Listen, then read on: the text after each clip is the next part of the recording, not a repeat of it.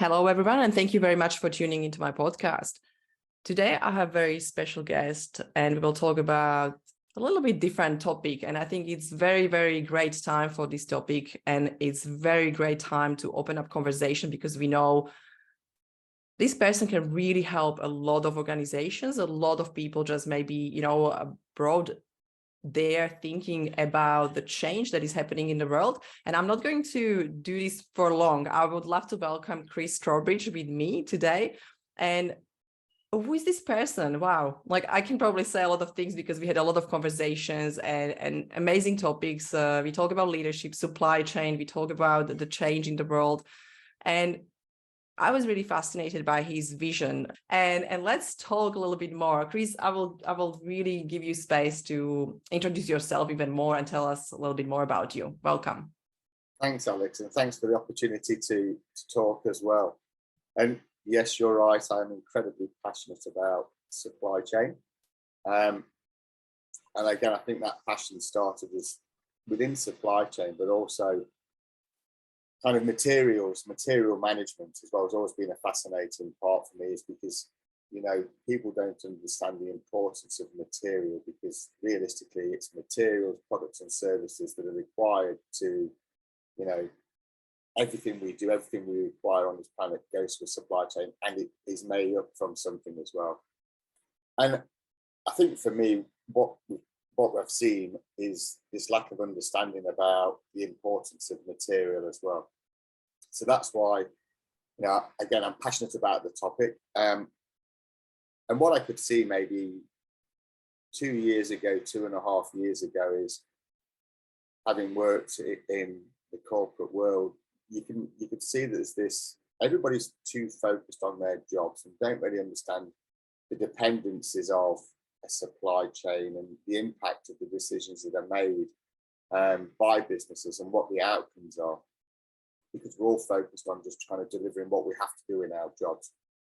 And what I also saw is that within the supply chain, people didn't necessarily understand the interdependencies of supply chain, that being procurement, contracting, through to materials management, through to the logistics component, to what ends at the end of the life cycle of the material. And therefore, that was my kind of challenge. I knew this was going to be the way things were going to occur and manifest in supply chain. And then when I started to look at the supply chains of some of the larger businesses, you could see that the conversation was starting about decarbonisation, net zero, ESG, and I would say you could definitely see that in 2021. That was a lot of terminology. Yeah. But again, I think the intent would have been in 2022 was for a lot of companies to set those targets.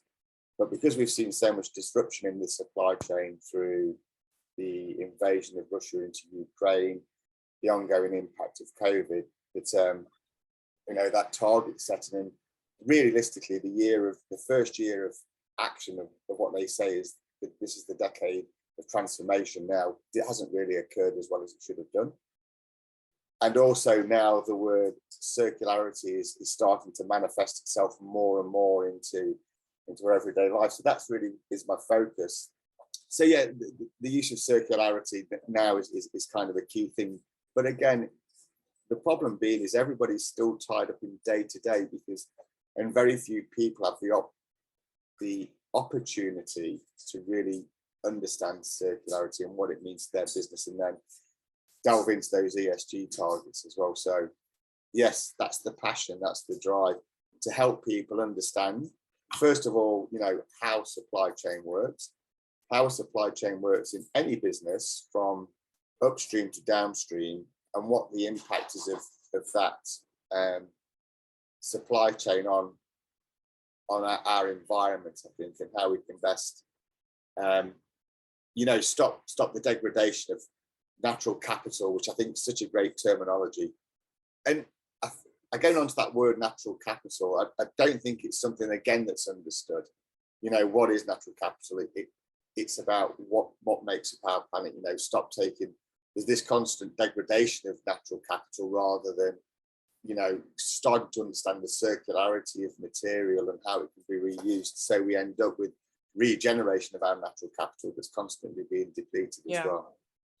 That means what I can hear from what you're saying is almost like, because we have lack of knowledge, or we don't have really knowledge, we have the goal, and it's decarbonization, but we are focusing on the wrong things, because it almost feels like we try to change the world, but we focus on things that are not going to help us to change the world. And when you say that maybe circularity is a better way than just, cut materials and stop doing something, because it's almost not possible to stop using, some I guess, like you said, capital, or natural capital, or something that we use already. Like, you just can't stop using that. It's better probably start somewhere else. Is that something that I hear? Yeah. Yeah, and I think this is the kind of the key thing. It's getting back to that basic fundamental of, do I need it or do I want it, and what I'm going to do at the end of its life, and kind of going back to that first piece is, yes, everybody's got a need for material products and services. Yeah. Understanding, once I've finished with it, what happens to it. And I think, you can see that the European, especially the Nordic countries, have really focused on this incredibly well. But I just think it's just that information's just not flowing through as quickly as it could elsewhere. But again, it's back to this point of everybody's focused on their own job, stakeholder, revenue, all of these things are important. So I just don't think it's getting the airtime. I think that one of the points you kind of touched on there, Alex, is there sufficient education out there to help people understand this? Myself and one of the business partners I've got, Kim Horwood, who's an environmental scientist, we've been talking with the Technical University of Denmark about using some of their tools in circularity. Yeah. So they've had a study project that went for 5 years, and now we're working with that team over there to see whether we can use some of their tools in circularity education to help people understand, how you make a circular economy within your business. But I think back to your point, not everything will be circular. Some things will be, unfortunately, take, make, and dispose. That's got to be accepted as well. But as long as I think as you can validate that's the only outcome, that's not a bad thing either. But at least if you're doing as much as you can elsewhere, I think that's got to be a fair place to be. Yeah, I know your approach is to also educate. I know your eco-circular sustainable supply chain. I think is that name of the business, right? Or the new project that you run. Yes, and I know the part. Sustainable, yeah. If you can tell us something about that, and why actually all these 3 different standards that you want to keep to help people to move forward, because I know not a lot of people focus on education or help people to So eco-circular sustainable supply chains is a collaboration between myself and Kim Horwood, and we were both involved in a conversation, and we were invited there as 2 separate parties. But as the conversation went on, it was about operating supply chains and supply bases in Western Australia. We both found that we very much had a synergy, is that people were talking about revenue, profit, rather than, the whole piece of the supply chain. What do you do with the waste that's generated in your supply chain? How do you manage risk to your supply chain? Those things were missing. And Kim and I were very focused, and then we realized that people were just focused on profit, revenue, without thinking about, what's the bigger impact of what we do in the world. So that's why we've understood that, waste is an output of something, and therefore there was an input. And what happens is that people that use the product don't know how it kind of got to them. They're using it. So the output is waste, they throw it away. And the people at the front end, where the input's designed, don't understand what happens to the product, system, service at the output end. So what we realized is, within our business, ECO stands for educate, consult, and operate. So the first thing being is, we want to help companies understand how you generate waste. 70% of the world's covered in water, 3% of that is fresh water, but we use that to launder products and services every day and then just discard it again. It's not a finite resource as we're seeing with droughts. Yeah. So it's a case of how do I kind of minimize my water? How do I minimize the waste going to landfill? So you have to sort that education. And when we talk about education, helping people understand, that's not just a one-way transaction. It's not, Chris and Kim preaching about circular economy. The first thing we need to do is understand what your business does, how your business operates, and therefore then we can then provide insights into, how that waste is generated through your supply chain, how those decisions are made, how you then put systems and processes across your supply chain and your tier 1, tier 2, tier 3 suppliers to measure their performance within, whether it's circularity, sustainability, or even environmental impact. And that's always the intent. So that's where we then kind of get into that consultation process, is really breaking down your supply chain, if it's waste, mapping out where your waste generates, why it generates in your supply chain, what decisions drove that to. Yeah. And then when we talk to operate, it's about putting those, whether strategic plans in place or tactical plans at an operational level, but with performance metrics so you can see how good or well you are doing as well. And that kind of goes from, a defined scope of work within a business, or, you want to develop a new product or service. That's really our intent, is just to try and make everything as I say as green as possible, but it's not necessarily about being green. It's just about sustainability, really. Yeah, and I like that distinction, because there is I feel like in sustainability that is one part of people. They are like all kind of, they have blinds, or however you call it, blinds on the eyes, and on ears, and you just kind of going one way, and everything has to be that way. But there is not still the clear path, because we are so far away from being sustainable or, moving to the green. That means it has to be something between that. And I think that's why I love that you come in with your passion, because you really want to help people to understand that doesn't need to be 100% straight away, but, moving slowly to understand first. And after that, when you understand what is happening in your company, in your business, and what impact you have actually on the planet, or, what is the waste, what actually can be even circular in your part of the business. I think that's all very important. And I think it's almost like ages ago, there were a discussion that emotional fitness, emotional intelligence is very important to bring into companies. It took forever to finally, and it took actually forever plus crisis for 3 years, over the COVID and all that. It took so long to have companies realize, or have leaders to realize, this is the conversation we have to have, because there is no other way, because people need help. Now, I feel like it's the same, with sustainability, circular economy, like we kind of push it, but people still kind of are not really responsive. But it's coming to the point that we have to do it. I'm not sure what crisis has to come in this space, but hopefully not. No crisis. Well, I think this is where it becomes very interesting. And I will refer back to one of the conversations that, you and I had, Alex, and I had with another group of people earlier this week. And it was back to that change management piece. Yeah. I mean, the first thing is, if I'm responsible for procuring new materials, how conscious am I? What are my key drivers? Is it sustainability? Do I understand what my company's sustainability goals are?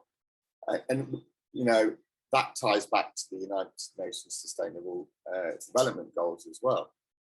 How do they translate down into the person procuring or contracting services? Yeah. Is it just a cost exercise constantly, or is it aligned?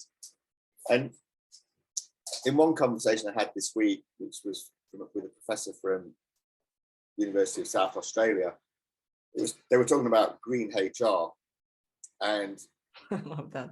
The conversation went, well, what they found is that people were in green buildings but weren't acting in the same kind of manner that they thought they would do if being in a green building was sustainable. And they were talking about green HR. I think one of the things was, well, education is great, but then tying it back to, metrics within appraisals, annual performance reviews. And my comment was, well, that's not, there's no congruence there. People are doing it because they've got to, because I'm being measured on it, not necessarily because I want to do it. And I think this kind of ties back to, the conversations you've had. These people are still making these conscious decisions, and those conscious drivers are about cost, safety cost, things like that, but not necessarily about, right, is this the right thing? Should I be thinking about a different supplier? Am I thinking more subconsciously about the environmental impact of or the sustainability of the decision I'm making? And it's not naturally driven. It's got to be, I think, to your point, conscious leadership as well in that space. I think from when we go a little bit in that area, of course, I think from perspective of how we operate human beings is subconscious. Like we live unconsciously or subconsciously, basically most of our life, because we have something ingrained in our behaviors and in our brain. That means when we created the program was, we need to just make everything with profit. And we don't care about anything else. We just care about profit. And almost, it's actually a very similar thing, because now basically everyone was just trying to get profit, and they were doing their sleazy sales, when it was almost lie to people, just get them to pay. And there was all the world that it's moving, that world is shifting. And I'm doing basically the same thing in the same level of being conscious, but being conscious about how we are actually habitual, how we are running companies. But now we need to push it even more into sustainability. That means, what is the profit? How we achieve the profit when we relate to people? And now we need to add on how we relate to our planet, or what we actually do, how we relate to our environment. Probably that will be the better expression of that. Because by now we were just relating to money. It was all based on that. And I think that shift is happening a lot and pretty fast. And I love to see some amazing companies, they changing how they think. And I think that change needs to happen in sustainability as well. Leaders need to start to think differently, because on that level of collective thinking, we will be able to influence emotions and behavior. That is, people will start to have a little bit of relationship with environment or environmental goals, but they don't have it, I think, because is that what you said, there is a gap, there is no awareness, there is no education, and people, most of us, we don't even know how to start, to achieve sustainable goals or, zero emissions. It's pretty much, for a lot of people, something that is not achievable almost. Yeah, and the other thing is, depending on where you live in the world, how much in your face is the impact of climate change?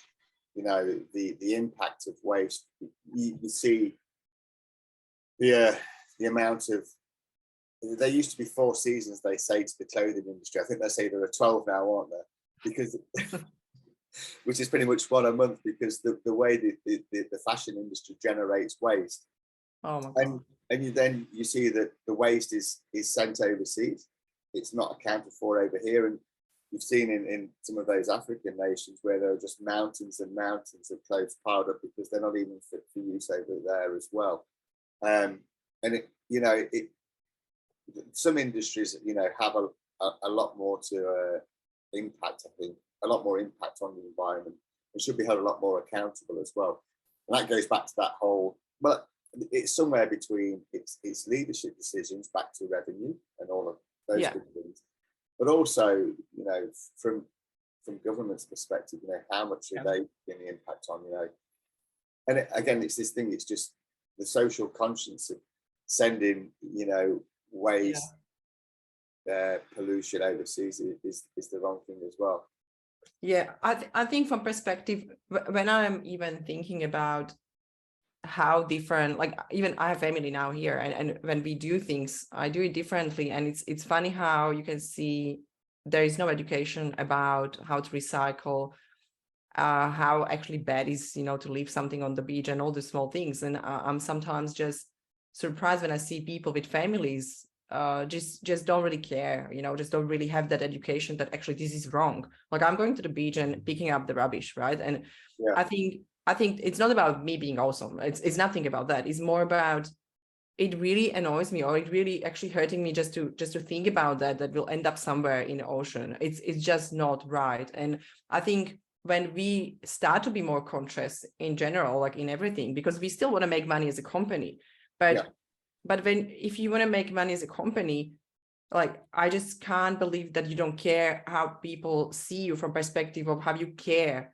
Because when you care about your customers, you have to care about planet or environment, because it's naturally going together. We are not, we are not disconnected from planet. We are not disconnected from our environment.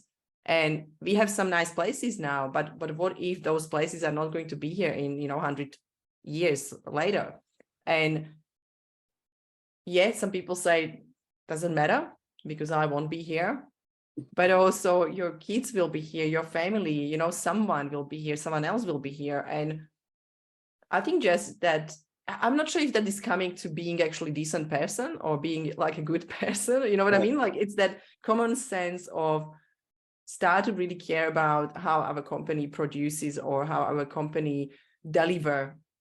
And when you think about those, heaps of clothes, how sad is that? Why I wouldn't be the first person in the textile business, and why I wouldn't be that first person that will change everything and they will actually start to produce only what people need, and start to have a little bit different, new perspective, new innovation, or something that will bring a little bit of, maybe even news will be, coming to you like, wow, you have this new idea. How are you selling clothes? You just, order something, people order something they need and they can't pick it up. Like all these, I think, idea, like someone needs to start. Yeah. And I think that's probably even like when we go at the beginning, like, do you feel there is a lot of maybe blame and excuses, like, I would like to do it, but they don't do it, or like that's still kind of missing argument, maybe like an internal or inner argument of leaders, like, oh, they don't do it as well, I'm not going to be first yet because we don't know how to do it, it will cost us money and it will be probably hard, we will need to change everything, that they still kind of wait and push it away, like it is not a problem. Well, I think there's a couple of things there, Alex, because one you do see is that when they talk about sustainability, that whole, journey to net zero, renewables, the technology is there, yes, but it's still very expensive. Yeah. This is that thing, it's a case of, yes, it's expensive because it's only one or two companies being early adopters. And this is where obviously I think, volume drives down cost as well. And that's one of the key things. But you are seeing there's a lot more collaboration, whether that's the oil and gas companies than the mining companies. A lot of the manufacturing companies do incredibly well already and have adopted this early. And I think that's one of those key things that we're trying to do, is that we know there have been a lot of early adopters in the manufacturing industry, predominantly in Europe, and more so in those Nordic countries. And that's what we're trying to do, is to help people understand it can be affordable to be an early adopter as well. And, what are the benefits of being an early adopter? But one of the other things, whilst it's about sustainability, it's about waste, it's about pollution. For a lot of companies, those kind of byproducts of their business can actually be monetized as well. But until you explore what it is, you won't understand what can be monetized. Reducing your waste, obviously it means you're going to be putting less waste in the ground. Therefore, that contractor that you use to move your tons of waste, you've just reduced your cost there. And more than likely that waste provider is using subcontractors, and there's just this constant on cost of cost to your business that you can potentially reduce. Potentially, you could be companies could be selling their waste direct to those companies that can reuse their plastic, their wood, their paper, their steel. So, companies can drive revenue through those waste streams. So if you can't necessarily, because you need it to a certain degree, and you don't want to reuse it yourself or recycle it, it can be used elsewhere for revenue as well. So those things are the things that people need to explore and package, that it's not just going to cost me more, and what will I do? There are plenty of options out there on that journey as well. I feel when you're saying that, just something pop up, it almost feels like when we go that individual and collective thinking is still the way that we stay comfortable, because the exploring new ideas will be bringing more change and different things into companies. But also it's funny how like there's an opportunity also, money related, like there is opportunity to create profit, and still there is not enough early adopters. There is not enough people that try to even have discussion about this. And look, I'm not saying we can change the world straight away, in 1 month or 1 week, but how amazing it will be when people will come, and try to actually just have a conversation and brainstorming about the ideas with people that have knowledge, people like yourself, just having, the knowledge in supply chain and opportunities to use waste or, do more circular style of business. And I think just to really have that conversation, even just my small business, with you, when we talk, I'm always thinking, how better we can do it.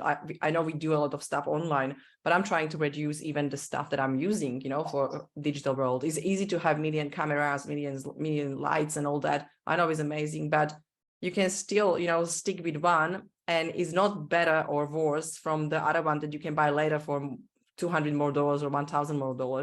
I know it can be, different, but is that really what we need? Or is that really what we need? Knowledge, education, real people coming with passion and, from the heart and really trying to help each other. I think we need that more than new stuff. And yeah, I think you're absolutely right. And I'm sure there's a heaps of really good stuff going on across Australia, and we know there is across the world. But I think maybe more of those, I think back to your point is, Alex, that we don't see enough about the good stuff that is really occurring in Australia. And yet some people will be doing some fantastic work, but is it being shared as well, or even just celebrated, that good work? Because that kind of starts to get that level of momentum as well. Exactly. Yeah. And I don't think you do. I mean, yes, there's a lot of money being put into renewables, into hydrogen, which is fantastic as well. We also appreciate that there is to go green, you've still got to get dirty as well, because a lot of those renewables require those rare earths and a lot of material from the mining industry. But I just don't think you're really publicising a lot of the good stuff that is going on. It just again becomes that knowledge share, and I don't think we should be at that point. We shouldn't be ashamed to share knowledge, because it's good practice as well. Yeah, I think also, when you try something and when you're an early adopter and something doesn't work, we should know about that, because that's another, part that will be great if someone shared their mistakes or failures, and actually we know about that other companies can avoid it or make it better. And maybe even, think about that solution and just make it better, that solution, or, upgrade the solution to become better for company and for environment. And I know you mentioned a few things from perspective of where is that gap, or in I think it was communication, that was education, awareness. I love when you said that celebration of the projects or celebration of things that are happening. That will be really great. Maybe you can bring something next time and just talk about something that was very successful. But what do you think from perspective of when I'm the company and I really want to start, and I decided that, this circular economy sounds really cool. I want to speak with Chris, right? Like, what will be the first thing that you will help me with, or what do you think we should change? Where we should start? I know that's a big question. I was just probably, a little thing, because I know you have a lot of knowledge in this area, and it will be awesome to know, where to maybe first step before talking to someone. I think that one of the issues that potentially we have to see this.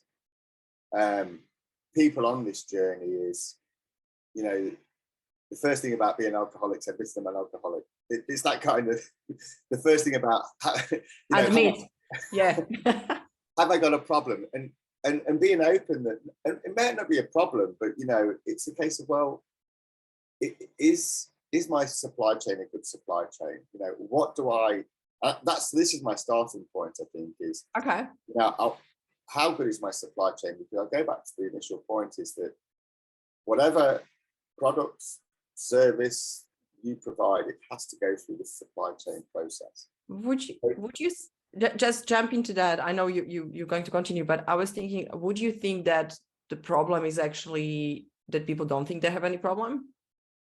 back to being an alcoholic. You're an alcoholic to start with. Yeah. And it's not, and that's the point. Is it's this thing works. The thing we're in works. Everybody's safe. Yeah. And so therefore it must be okay. But what does okay or good look like? I like the way you said it is safe. Yeah, it almost feels like that's all coming just from government, keeping us safe one way, but also very slow in innovations. And yeah, and you can understand they're not having sat in on as a customer and a supplier, from the oil and gas and mining side, and then also as from a logistics company's provider side. Do I really want to open myself up to telling people, well, I'm not sure if this is good or bad, and how does that look to my peers? I'm the senior person in this role. I should know it's good, and we are the best in class. And I think that's the thing for me is, I'll carry on then. It's understanding how good I am, or is my business good or bad? And I think it's first of all wanting to understand that as well. And so therefore letting somebody else in to have a look.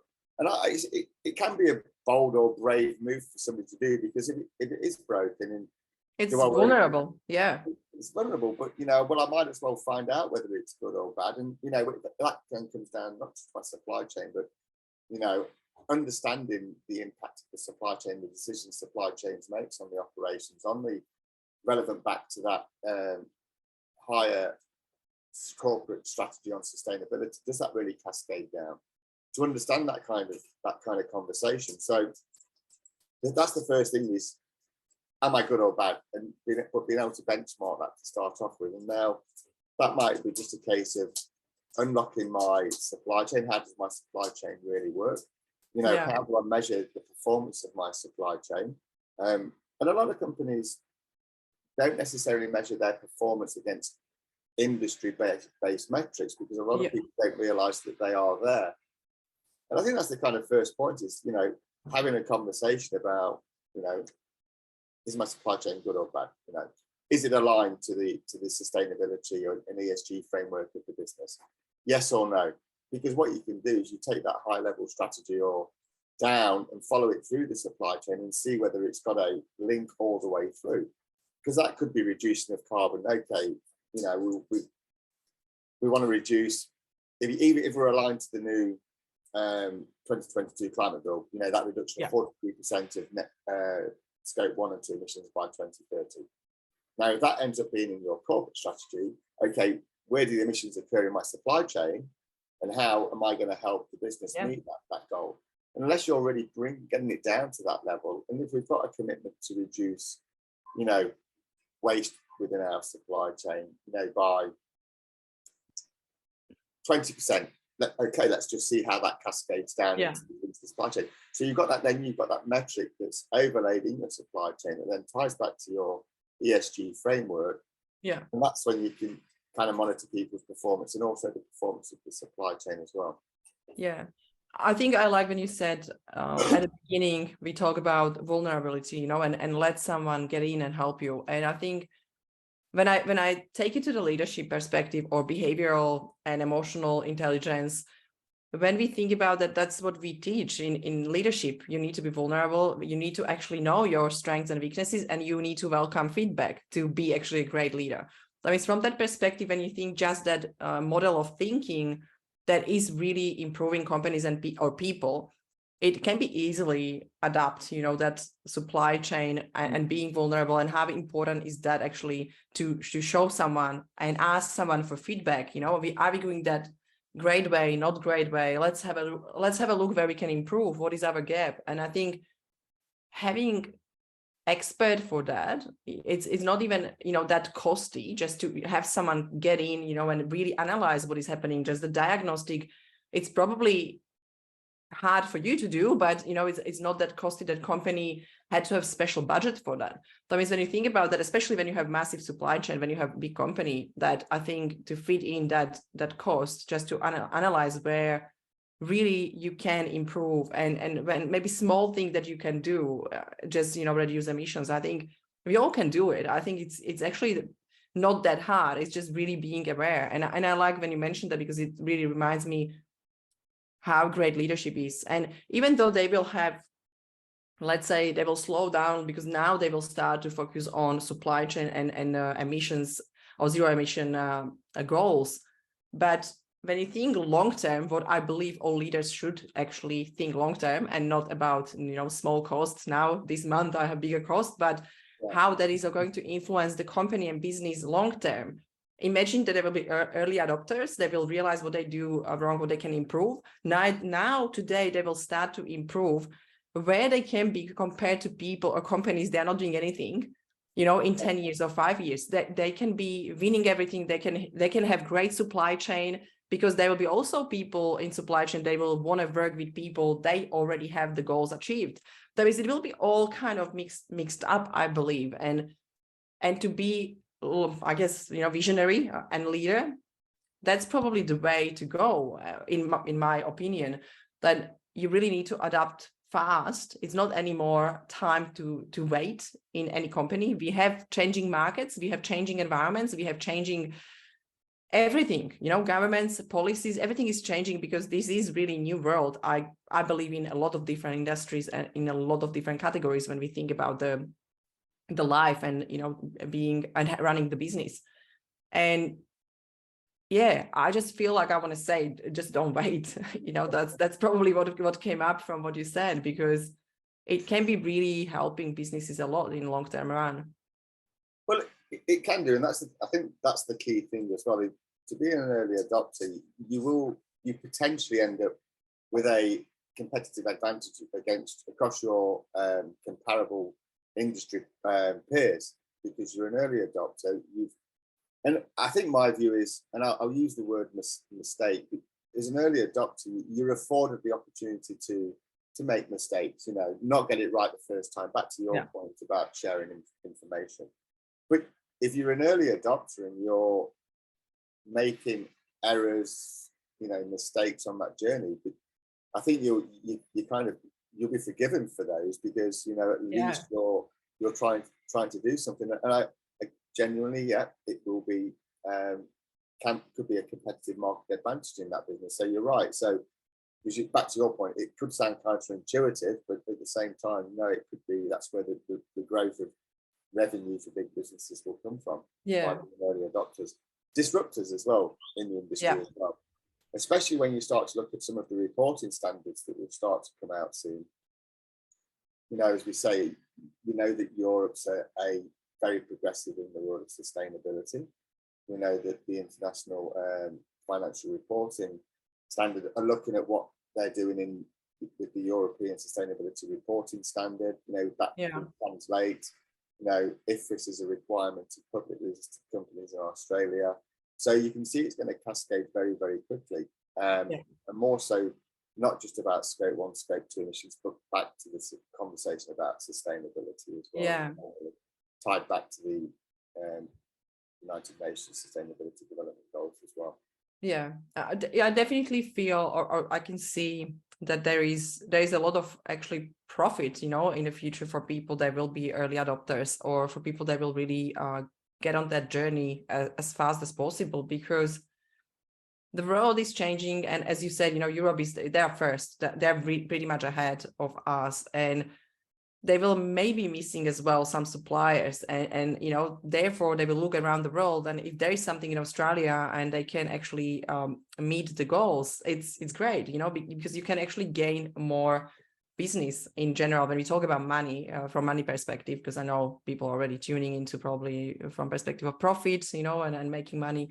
And I understand that, look, we all do business because we need to make profit. We need to have vital and viable business. But what do you think is the biggest, or we talk about vulnerability and people don't want to get people in, it's really like they want to keep it, they don't want to show that maybe something is wrong in their supply chain. But what else do you feel is an obstacle, or is a problem? Like, why we don't have more people, why we are not actually, why Australia is not even early adopter, like why we are not there, why we are not ahead?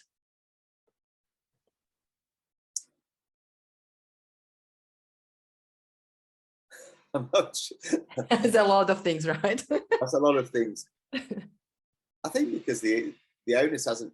I think it comes back to that key point again, is about how much is it really. I'm going to say in our faces day to day. How many of us are really actually impacted by things like climate change? Yeah. You know, when we're talking about this circular sustainability, yeah, that's what realistically is the impact. How conscious are we of those issues? You know, here on the West Coast, yes, there's the fire that's raging around Cervantes to Jurien Bay now. But if we look at the East Coast, you know, the floods that they've recently had, which is terrible, but those floods are going to subside. There's going to be so much water that we know that's going to then generate so much vegetation again, which potentially hot temperatures will generate more fires as well. So I think it's about how conscious you are of whether it's in your kind of face day to day. I think that potentially is, but I suppose it's a hard one to answer really, Alex, because, you know, a lot of businesses have their own drivers. So for me to answer for those would be quite hard, I think. But generally for day-to-day people, it's because unless you're impacted by it, again, it affects your decision cycle. Yeah. And again, in a big corporation, depending on what those drivers are, you know, we decide that decision-making cycle and strategy as well. Yeah. And maybe previously, under previous governments, and I'm not a political person at all, you know, you've seen this under the Albanese government. It's come up again back onto the profile with the Abbott government. It kind of it dropped off quite. It's as well. The regulation. So I think it's back to that, you know.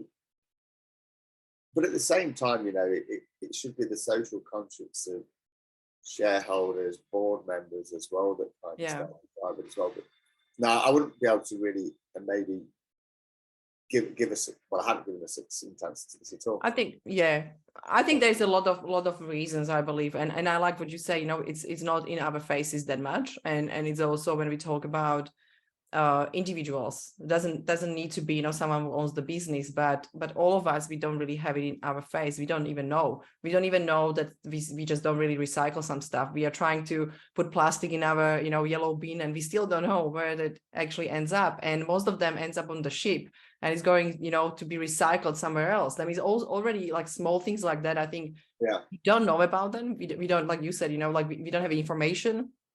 I think there is really little awareness about what is happening, and therefore there is not even pressure from individuals, because when you have companies and they start to, you know, pressure, and when you think about supply chain, when there is small business in a supply chain, they will want to change because there will be pressure, but that's probably something we need to change as well from government perspective. Like, of course, regulations, you know, new rules, that will have massive impact on that, but maybe just put it really more into face of people, like really showcase what is happening, and just bring awareness. Maybe that will be the first step, I guess, from perspective of how we can change. If we don't have awareness about something in general, when we're talking about thinking patterns or behavioral science, if we don't feel like we need to change, we don't change. We just don't even think about that. If we are not aware of something that is wrong, we don't even bring conscious decision making. We just run on our habitual old program from childhood, and we are still the same. I think that's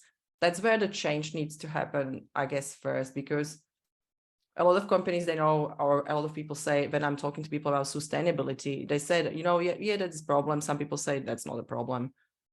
It's all just made up. That means it's such a polarity in opinions, but there is no explanation from each side actually how it is in real world. And I think because that's the missing information, because why do you think it's not a problem, and why do you think it's a problem? It's not clear. I think that has to be clarified as well.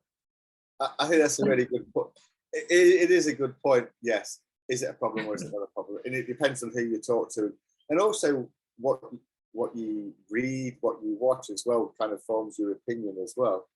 And that is the problem. But I think there was a UN report that did say the reason people don't change is because it's not visible, the impact of it. So and I think that maybe the messaging is not succinct anymore. Because if you go on to LinkedIn, Facebook, anything, you know, if you look at circularity, there are so many forums talking about it. You end up with this overwash of information in a case of that's just too much now. And it's the same. So it depends on what you read and what forms your opinions, I think. And that's another thing, you know, you need to have interest, because you read only what is really interesting you. And because it's such a new topic to really go, I can't say it's new topic, I mean, in our faces, because it wasn't in our faces at all before. And it was just only a few people, you know, talking in the world about global warming or, you know, any other green stuff. And it was just slowly coming. It was really kind of warm up, but nobody really took it seriously at all. Like people around me, like I know a lot of people, they took it too seriously. I know a lot of people, they don't really care. And I think just to probably start that movement is even more to think about how to make people interested, how to make people actually stop and pause and really start to think, okay, is this correct? Is this good? Is this great for environment or not? Just that one question, just to build in our heads, being more conscious and just ask that question when we are shopping. Do I really need it? Or I just do it because I just want to have fun, or I just do it because I can. I really start to think about how conscious we are as individuals, because I know I can't just step in and change the whole supply chain, but at least when it starts, you know, from people, they're shopping and they will change the shopping behavior, they will be having impact on companies because they will need to change the behavior and production. But it all starts actually from us. That's the same thing when you think about inflation. When we have everything so expensive, you know, inflation is crazy, but people still buying. People still buying. That means we actually keeping that and we're pushing that up, right? Instead of just pause and say, you know what, I don't need it. I'm going to stop it because I don't want government to do this, you know, and I don't want the world get crazy expensive, but we do it. Yeah. We just shopping still. Well, and that's the thing. Even if you look at the family household, it's a supply chain that they're operating as well. Yeah. You know, there's a need, but back to the point of, do I know where it came from? Do I understand what's going to happen when I finish with the, you know, the packet of chips or whatever it is I bought? Back to your point as well. So everybody operates a supply chain that there's a want and a need, which is food and, you know, all the other things. And it's always based. You've got to go to the supermarket, the warehouse to pick what you want, and you're making those decisions all the way through. You know, you've got your logistics chain, which is driving your car to and from. You've got your inventory, which is what's in your pantry, your fridge as well, and it's making those conscious decisions about what you do. And your point's brilliant, absolutely. But it's not embedded thinking. And I don't know even to that point of how much education at schools goes into that whole mindset thinking of, you know, even to the point like the Barefoot Investor talks about that, you know, children are taught kind of not necessarily technical skills at school, but not life skills, and back to that kind of the decisions I make and my decision making cycle and what drives it. It's honestly, if I'm just talking about myself, for example, because I can actually take myself as an example, I wasn't very conscious when I was younger. You know, I know I was buying when I had great money. I just bought everything because I wanted new stuff, and honestly, I was very, very subconscious. I just did it. I just really didn't think about environment and anything, and it is because it wasn't a big topic back home. It wasn't really something. We didn't even recycle when I was a child. Like there was nothing. It wasn't even conversation. That means that habit, you know, came with me, and I'm 44. That means it's my generation, you know, back probably in Europe, maybe here as well in Australia. It is really something that is not natural to us. But what, when you say like what it is about how we can change it, I think what helped me, first of all, I was around people. I met a few people and they had these big goals, and I just started to be interested. It's like, oh, what is that goal? Like that sounds different. I never heard of that. And I started to kind of read about that and just listen to them helped me. Now, was I conscious straight away? Not, but I was starting to think about it when I said about, you know, picking the rubbish and stuff. I was like, this is it. This is, at least I can do this small thing.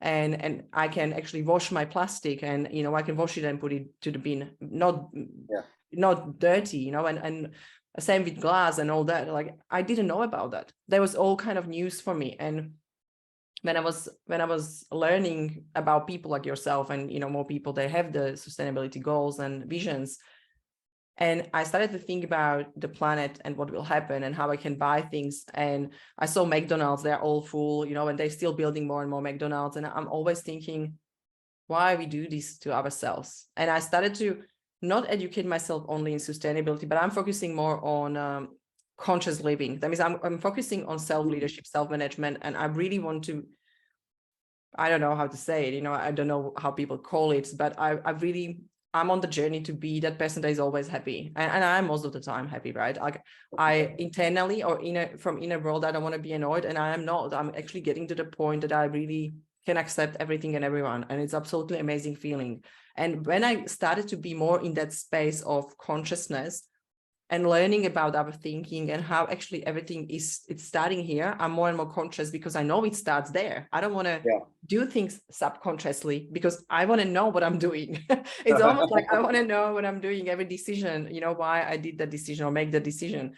And I like that because you're learning so much about you, about yourself, about emotions, but also about other people and how they relate to each other. That means actually that education really helped me to be conscious about everything, all part of my life. It's not only what I eat, what I buy, but also how I use things or what I read.